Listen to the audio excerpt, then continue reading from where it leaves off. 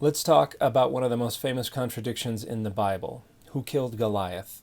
Hey everybody, I'm Dan McClellan. I'm a scholar of the Bible and religion.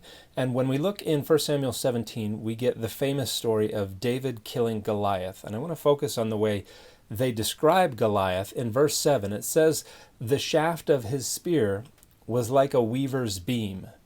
But something interesting happens in the book of 2 Samuel in chapter 21, verse 19.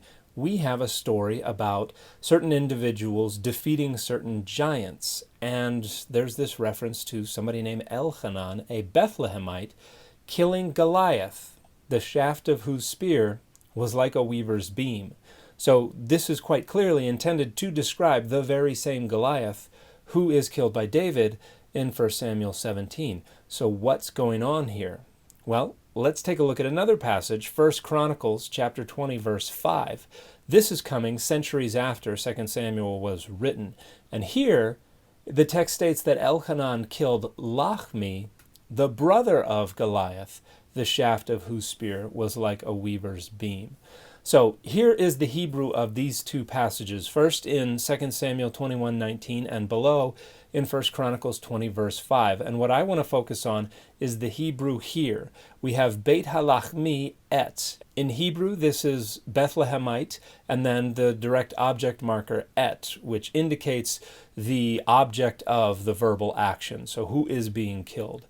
Now, below we have et lachmi achi, and the Hebrew is very similar. You have lachmi, the last four letters of Bethlehemite, but instead of beit ha, you have the direct object marker moved to the beginning. And then instead of et on the end, you have achi, which means brother of.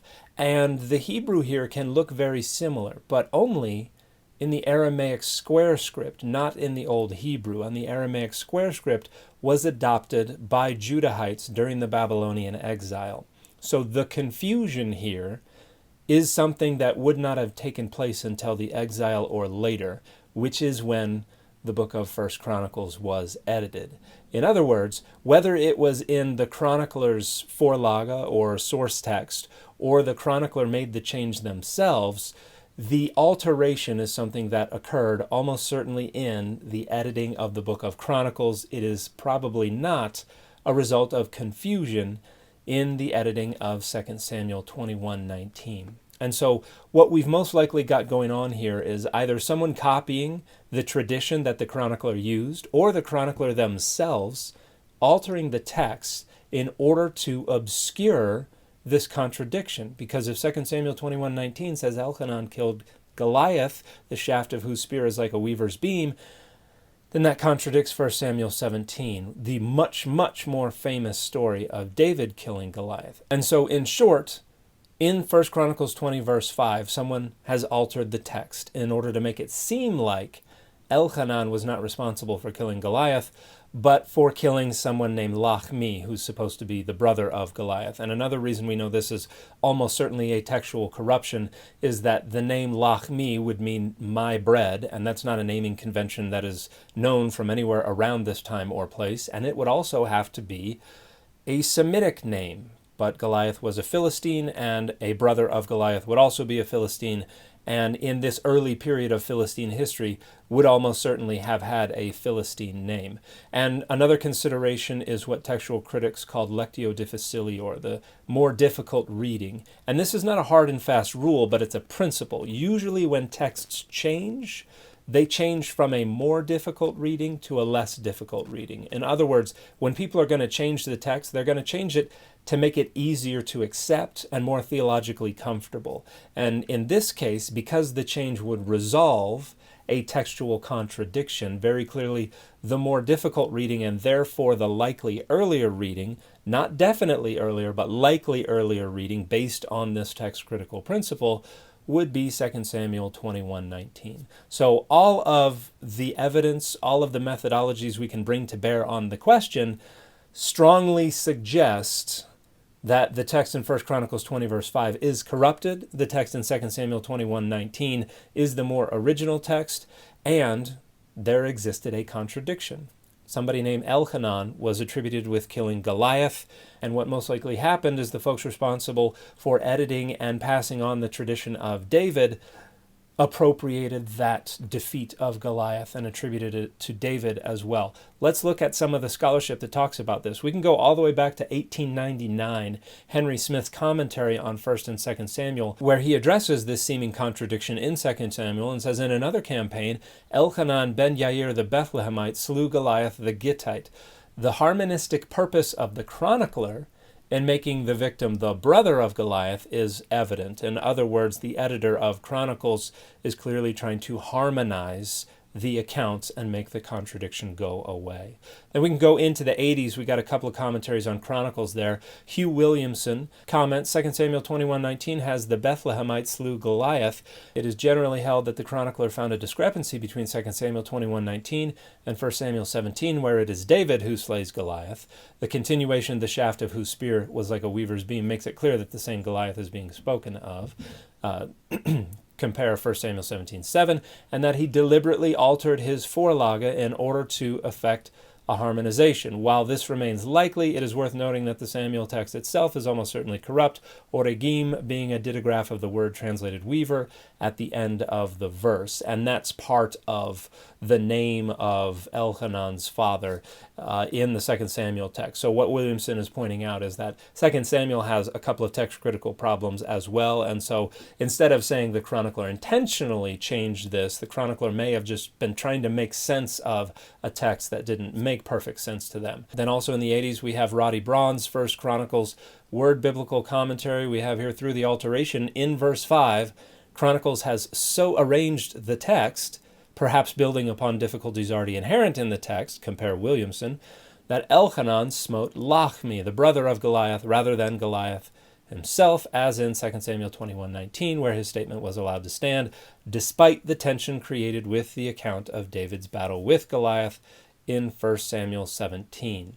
Now let's check out Sarah Japheth's 1st and 2nd Chronicles commentary, where she says two basic approaches to the problem can be discerned in the history of interpretation. One is the attempt to harmonize the two traditions by providing some explanation for the one deviating detail, the name of the warrior. The rabbinic way, expressed also by the Targum, was to regard the two names as being in fact two appellations for the same person. This principle was followed by several scholars. It has been suggested that Elchanan was a proper name and David was an appellative, or differently, that one name was merely a corruption of the other. The other and opposite way of interpretation was to create maximum differentiation between the two traditions, emphasizing their independence. The earliest representative of this approach is this text in Chronicles, which presents the tradition of 2 Samuel 21:19 as completely distinct from 1 Samuel 17. This is accomplished by the slightest of alterations, which may even seem at first glance to be accidental textual corruptions. Beit is changed to et, and the article before Lachmi is omitted. As a result, the appellative, the Bethlehemite, becomes a proper name, Lachmi. Then further, the accusative particle et is changed into the very similar Achi, the brother of. And then Sarah shows what we have here. In this way, the bonds between the stories are severed. David killed Goliath, Elchanan killed Lachmi, Goliath's brother. Such an adaptation of the tradition should not be viewed as necessarily chronistic. Although prompted by an awareness of the historical consequences of the conflicting traditions, it has no theological motives. It could therefore have originated earlier in the Chronicles Vorlage. So Sarah, much like Hugh, is saying, yes, it is changed in Chronicles, but it's probably not the fault of the editor of Chronicles. The change was probably introduced in the source text, transmitted between 2 Samuel 21:19 and 1 Chronicles 20. We can go to Ralph Klein's Hermenea commentary on 1 Chronicles. There's a whole big section here. I don't want to read through it all, but Klein agrees this is textual corruption in 1 Chronicles 20. Originally, the text referred to Elchanan killing Goliath. That was changed. We can go look at some 2 Samuel commentaries. Here's Graham Ald's one from about 20 years ago. Graham doesn't commit to a conclusion, but begins with, it is often thought that the chronicler has attempted a harmonization between 1 Samuel 17 and 2 Samuel 21:19 by creating a brother to Goliath. We also have Anderson's Word Biblical Commentary volume on 2 Samuel. A principal interest of verses 18 to 22 to readers of Samuel is not the unnamed giant with 6 digits on hands and feet. Some of the royal Stuart family had a similar distinction, but rather the Goliath of Gath, killed by David in 1 Samuel 17, appears at the end of 2 Samuel among these giants. Here he is again killed by a Bethlehemite, but this time a townsman called Elhanan. A note in BTH, and that stands for Book of Two Houses. This is a distinction of different traditions that resulted in the David tradition. So a note in BTH about an individual victory over a Philistine giant has been re-attributed to David as his legend developed, and the end result is the famous story we earlier read. But the source was not simply deleted, and this will be testimony to the high regard in which the traditions of the Book of Two Houses were held. And then we can look at Marvin Sweeney's 1st and 2nd Samuel commentary. This reference is controversial due to the claim that David killed Goliath in 1 Samuel 17. Solutions include claims that David's birth name was Elhanan, or that David took credit for a victory won by one of his own warriors. Of these two solutions, the first is the more common traditional one within Judaism. The second is the one that is the overwhelming academic consensus. And if you'd like a more accessible and a larger discussion, Joel Baden's The Historical David has 4 pages on what's going on here, and I think the last sentence right in the middle of the page is instructive. The Goliath of 1 Samuel 17 is a second-hand creation, and the entire narrative is a literary exercise in Davidic glorification. So the earliest tradition has Elhanan killing Goliath, and then the people responsible for creating the David tradition go through and appropriate that victory and attribute it to David.